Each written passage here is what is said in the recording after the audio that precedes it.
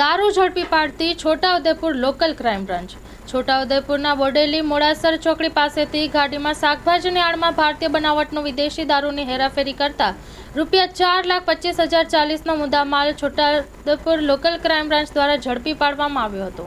Chhota Udepur local crime branch પેટ્રોલિંગમાં હતા તે દરમિયાન બાતમીના આધારે રંગલી ચોકડી રોડ ઉપરથી એક સફેદ કલરની પિકઅપ ગાડીમાં વગર પાસ પરમિટના ભારતીય બનાવટના વિદેશી દારૂની બિયર કુલ નંગ 2500 જેની કિંમત ₹4,25,040 તથા પ્રોહિબિશન મુદ્દામાલની હેરાફેરીમાં પકડાયેલ પિકઅપ ગાડી જેની કિંમત ₹5 લાખ તથા અંગ ઝડતીમાંથી મળી આવેલ મોબાઈલ નંગ એક કિંમત ₹5,000, રીંગણાના પોટલા કિંમત ₹1,750 અને રોકડા ₹600 આમ કુલ મળીને કિંમત ₹9,32,390નો પ્રોહિબિશન મુદ્દામાલ કબજે કરવામાં આવ્યો હતો.